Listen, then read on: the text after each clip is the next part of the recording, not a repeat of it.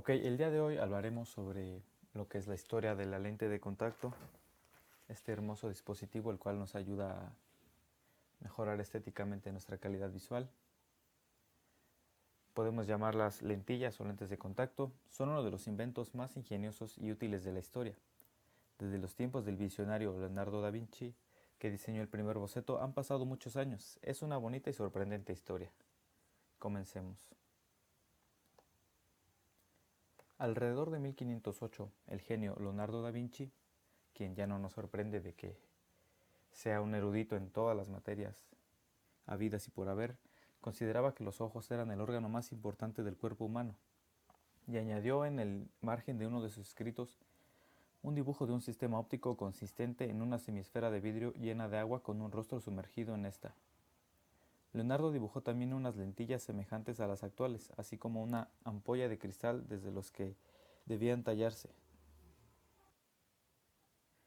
Sobre esta base, René Descartes, en 1633, diseñó un tubo con una curvatura semejante al de la córnea, la cual llenó con agua por el que se miraba. Resulta sumamente interesante advertir que Descartes consideraba que su idea no era práctica, debido a las dificultades para obtener un vidrio con un radio de curvatura adecuado en el extremo del tubo, y luego colocar este tubo de contacto en el globo ocular y mantenerlo en la posición correcta. Fue Thomas Young el primero en concebir en 1801 la modificación de la refracción del ojo mediante un sistema dióptrico aplicado a la córnea. Este mecanismo más tarde se conoció como hidrodiascopio. Era un tubo de un cuarto de pulgada de longitud. En uno de sus extremos, Young colocó una lente pequeña. El terminal ocular del dispositivo estaba rodeado de cera para lubricar la parte que iba a tocar con el ojo, y el tubo estaba lleno de agua. El autor aplicó el instrumento descrito a su ojo y experimentó su propia acomodación y astigmatismo. Tiempo después, Sir John Frederick William Herschel aportó en 1823 una interpretación teórica y justificó la posible aplicación práctica de las lentes de contacto.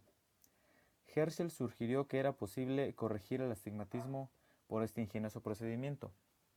Mencionó también que se podía obtener un molde del ojo y consecutivamente tallar un cristal de la forma y dimensiones correspondientes. Propuso la posibilidad de corregir la ametropía astigmática aplicando al ojo una cápsula de vidrio llena de sustancia gelatinosa de origen animal. Lamentablemente, su idea no tuvo éxito. Ahora veremos lo que son los inicios de las lentes de contacto esclerales. Tal vez el día de hoy las lentes de contacto esclerales sean lo más moderno que hay, pero en realidad los primeros lentes de contacto diseñados eran esclerales, ya que eran muy rudimentarios y tenían un amplio tamaño y abarcaban pues lo que es la esclera. Desde los tiempos de Herschel hasta 1887, la cuestión de la corrección de las ametropías mediante dispositivos en contacto directo con la superficie ocular permaneció en suspenso. William White Cooper sugirió colocar sobre el ojo que había sufrido una grave quemadura una máscara de vidrio para prevenir el cimblefarón. Sabemos que el cimblefarón es la unión entre la conjuntiva y lo que es la esclera.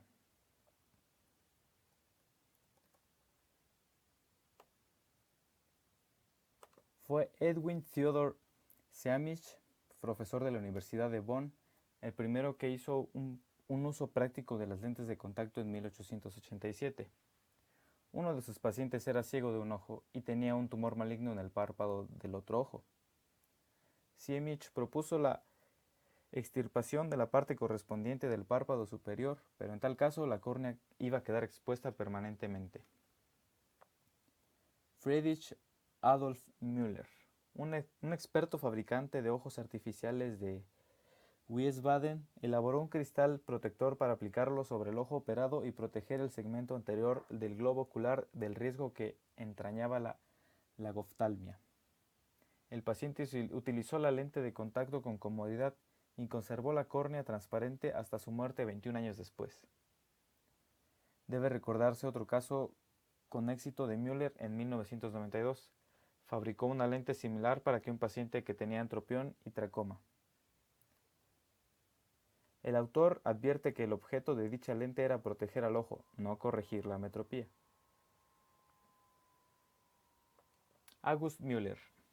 Müller describe una serie de experiencias realizadas sobre sí mismo con el fin de compensar su ametropía. Müller optó por las lentes de contacto con poder dióptrico y diseñadas para la corrección de ametropías. La modificación de los radios de la zona óptica de la lente de contacto con el objetivo de obtener un poder dióptrico requeridos en cada caso fue sugerida por Müller, que también confirmó que las lentes de contacto no restringen el campo de mirada y dan lugar en la retina a una imagen de mayor tamaño que los cristales correctores de gafas. Müller aportó una descripción personal de las consecuencias del edema corneal inducido por las lentes de contacto. El hecho de que dicho edema remitiera al retirar las lentes y reapareciera al aplicarlas de nuevo llevó a pensar que se trataba de un fenómeno de hipoxia tisular. Müller estaba en lo cierto al atribuir los signos adversos de un trastorno de la nutrición de los tejidos corneales para el que propuso dos explicaciones posibles. La primera se refería al consumo de oxígeno del epitelio corneal y al aporte de la película lagrimal precorneal, lo que fue confirmado más tarde por Langmann. La segunda sugerencia de Müller se refería a la presión que la lente ejerce sobre el limbo y que restringe el aporte vascular de nutrientes de la córnea. Esta hipótesis no fue confirmada por las experiencias de Theodor Leber, que en 1903 había observado que una profunda incisión en el estroma alrededor de la periferia no afectaba la capacidad funcional de la córnea, ni causaba trastornos tróficos. Con el pasar de los años fueron surgiendo los problemas acerca de las lentes de contacto. Eran tres los problemas fundamentales con los que se enfrentaban los pioneros de la investigación. Uno de ellos era la cuestión de los principios ópticos. El segundo problema era la causa de la intolerancia que causaba utilizar estos dispositivos muy rudimentarios. Y el tercer problema eran las indicaciones terapéuticas. En esos tiempos la tecnología no estaba suficientemente evolucionada en aquella época para resolverlos, y la cuestión hubo de ser abandonada y permaneció inactiva varios años, con la excepción de algún esfuerzo aislado. La mayoría de las lentes en este periodo se realizaban con el mismo cristal que se empleaba para los ojos artificiales. Con este tipo de lentes era imposible obtener una corrección óptica precisa. La mayoría de las veces fracasaba. Desarrollos tecnológicos. Se produjeron cambios en la naturaleza de las sustancias de las que estaban compuestas las lentes. Se había probado con el cuarzo. Wilhelm Clausen y von Hippel utilizaron el celuloide, mientras que la empresa Heine empleó cristales tintados. Bernardo Straub y Karl Auster eran partidarios de porciones opacas esclerales para los albinos, mientras que Affleck Graves optó por una ondina, pero esto requería un ayudante. Auburg complicaba la sección de la goma añadiendo un reservorio. Era preciso resolver el problema de la retirada de la lente, ya que muchos pacientes se producían abrasiones en los intentos de quitárselas. Mientras, de Pichel fabricó lentes cosméticas para la herida traumática. Y Linder diseñó un aerosol para el suero fisiológico. Con frecuencia, los usuarios de las lentes de contacto pensaban que la intolerancia se debía a las soluciones empleadas. La solución del suero fisiológico en la más aceptada, y aunque bibliográficamente recoge datos sobre esta cuestión, muchos pacientes modificaban la concentración de la misma e incluso añadían otros productos químicos, con el fin de incrementar el tiempo del uso de las lentes. Lentes de contacto y moldes oculares. Parece que las primeras lentes de contacto, fabricadas a partir de moldes del segmento anterior, fueron realizadas por Stephen en colaboración con Xespody, utilizando Dentocol, que era un hidrocoloide dental mejor que al previamente recomendado aceite de parafina. Y von Hippel comunicó que la compañía Zeiss había iniciado experimentos con el Celon 31. Clausen confirmó estas experiencias. Una nueva técnica se desarrolló a mediados de la década de los 30. Dalos 33, en Budapest, revivió el trabajo original y para ello comenzó a tomar moldes de los ojos, utilizando un hidrocoloide elástico, el Negacol de Poler, que se había producido por primera vez en 1928, siendo un éxito rotundo la siguiente temporada. A partir de ese molde negativo se obtenía un molde positivo, en una preparación sólida semejante a la cera, a la cual se le denominó el hominid, que era un molde que se acoplaba perfectamente a las necesidades del paciente y que para ese entonces fue un éxito rotundo.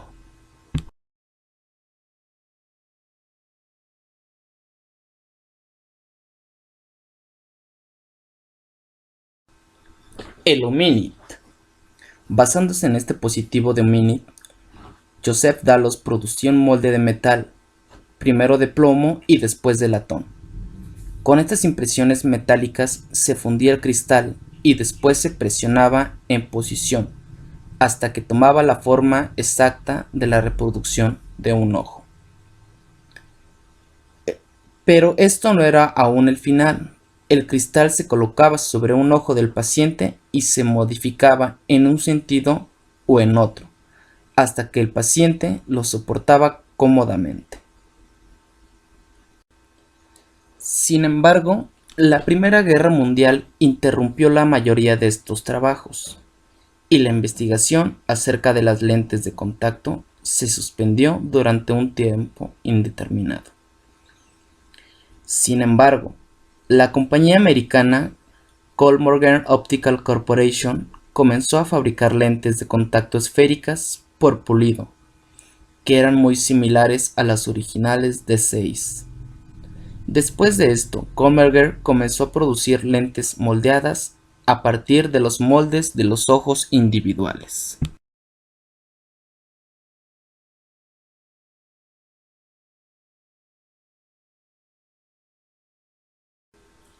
Lentes de material de plástico. En el desarrollo de las lentes de contacto supuso un avance extraordinario. La utilización de nuevos polímeros plásticos transparentes, en particular del polimetilmetacrilato, fue algo de todos los días.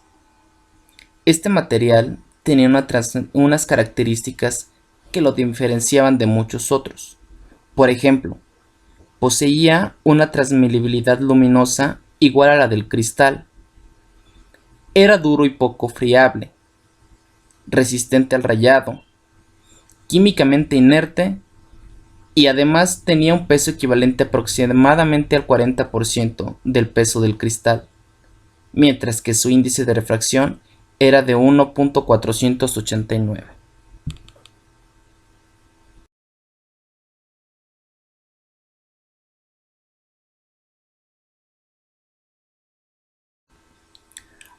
A finales de la década de 1930, Theodore Obrink, John Mullen e István Gjörfing consiguieron por primera vez lentes completamente fabricadas de plástico.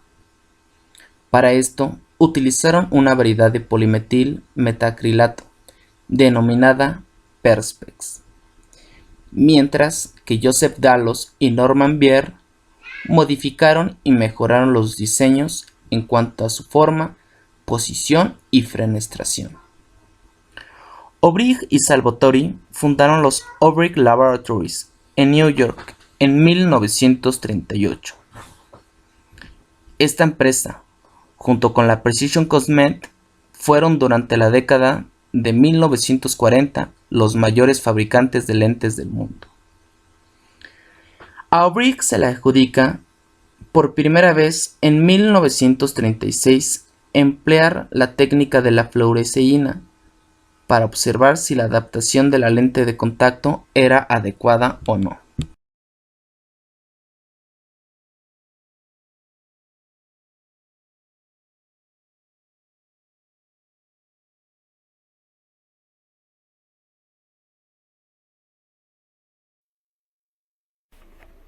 lentes de contacto hidrofílicas, o mejor conocidas como lentes de contacto blandas.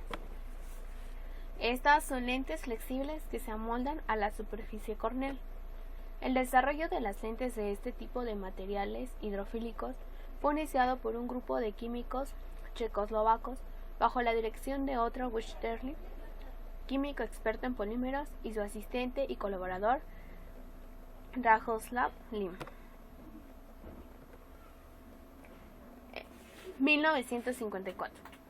Bajo la dirección de Wiechterle, Lim sintetizó el hidroxietil metacrilato, o mejor conocido como HEMA, y el diéster de glicol. 1960. Wiechterle y Lim publicaron un artículo en Nature proponiendo el uso de geles hidrofílicos para usos biológicos y en concreto para las lentes de contacto 37. 1961. El uso de lentes de hidrogel, como la experimentación con estos materiales, fueron limitados y los resultados decepcionantes. 1966. Se celebró en Praga el Congreso de Lentes de Contacto Hidrofílicas, en el que se propuso de relieve la dificultad para producir series de lentes de las mismas características con los métodos de los que ya se disponía. El siguiente paso consistía en encontrar un fabricante desarrollador, pero pocos se mostraron interesados. Dos inversores, que eran también abogados de patentes, Martin Pollack y Jeremy Feldman, propietarios de la empresa National Patent Development Corp., y que no conocían nada sobre lentes de contacto, se dieron cuenta del potencial de este producto y lo compraron a Morrison, los derechos sobre el mismo, por una cantidad de $1 millón. Morrison obtuvo un buen beneficio, pero el de National Patent Development fue aún mayor. Tras intentar que varias empresas importantes de óptica se interesaran por este tipo de lentes, consiguieron por fin que Bausch & Lomb adquiriera la patente por $3 millones. 1967. Pollack fundó años después American Hydron, que actualmente forma parte de Ocular Sciences Biomédica. 1968. Food and Drugs Administration de Estados Unidos declaró que las lentes de contacto blandas eran medicamentos y estas debían ser sometidas al mismo riguroso proceso que estos antes de ser aprobadas para su comercialización. 1970. Surgieron muchos problemas con la adaptación de estas lentes, tales como descentramiento, hipoxia y el síndrome de la lente cerrada, las cuales fueron superadas con el perfeccionamiento y el material, junto con experiencia en la adaptación. 1981. La FDA aprobó lentes blandas para uso de un día para otro o uso prolongado.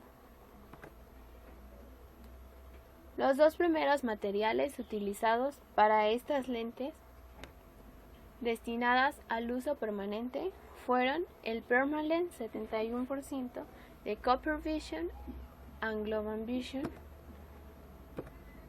y Sauflon 85% de Contact Lens Manufacturing.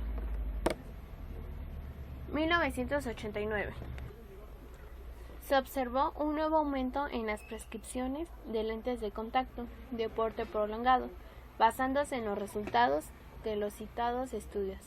Decidieron modificar el etiquetado para recomendar un tiempo de porte comprendido entre 1 y 7 días, y para insistir en el riesgo de queratitis ulcerosa y en la importancia de atender correctamente el mantenimiento de las lentes. Las lentes desechables de Acuvue, de Johnson & Johnson, Sequence de Bausch & Lomb, New Views de Ciba Vision, que resolvían el problema del mantenimiento, empezaron a utilizarse en Dinamarca, lo que fue en el año de 1984. A principios de 1970, el primer material utilizado para fabricar lentes rígidas permeables a los gases, o RPG, fue el acetato butirato de celulosa, o ABC. 1978. Las primeras lentes de ABC fueron fabricadas por Younger Laboratories y aprobadas por la FDA. 1980. El siguiente paso en la investigación sobre lentes rígidas permeables a los gases lo constituyeron los diseños basados en materiales fluorados, como fluorosiliconas. 1977. Precision Cosmetics adquirió los derechos de un proceso desarrollado por Ericsson y Neogi para reticular un plástico hidrofílico blando con un plástico rígido. 1986. La lente Saturn II se incorporó a la gama de lentes Sola-Bernstein. En principios de la década de 1970, la primera aplicación consistió en emplear simultáneamente dos lentes de PMMA para la corrección de la presbicia. En 1946, Butterfield fundamentaba su diseño en el hecho de que la córnea humana se asemejaba más a una paraboloide con la parte central esférica y radios de curvatura crecientes al progresar hacia la periferia. 1961. Según Feldman y Benedek, la era de los lentes verdaderamente esféricas comenzó con Feinblom. 1964. Daniel Elliott fue el primero en describir y diseñar las lentes esféricas. 1956. Charles Neifeld recibió la autorización de patente de una lente con una superficie cóncava en forma de curva sinusal. La historia de las lentes de contacto bifocales se inicia con diseños rígidos. 1950. Un diseño temprano fue la lente bifocal escleral de Williamson Noble, compuesta por una zona central para visión próxima y una zona anular periférica para la visión lejana. Esto empezó a utilizarse en Inglaterra. En 1981 a 1983 se diseñaron tres nuevas lentes de contacto bifocales, la Bisoft de Ciba Vision, con una cara anterior bicurva y dos zonas concéntricas de las que la parte central era para visión próxima. La lente multifocal PA1 de Bausch & Lomb con la superficie posterior esférica. Y la lente trufocal de Wesley Hansen, basada en el método de la visión alternante y que obtuvo la aprobación de la FDA. La primera lente multifocal rígida y permeable a los gases aprobada por la FDA fue la Silicon VFL. 1960. Las lentes cosméticas de hidrogel aparecieron en esta década. 1983. La primera sociedad de lentes de contacto fue creada bajo la presidencia de la oftalmóloga Ida Carolina Mann. Hoy en día, los lentes de contacto tienen un gran auge conforme avanza la tecnología. Estas tienden a renovarse y a salir diseños mejorados al mercado, dando así un confort en la visión.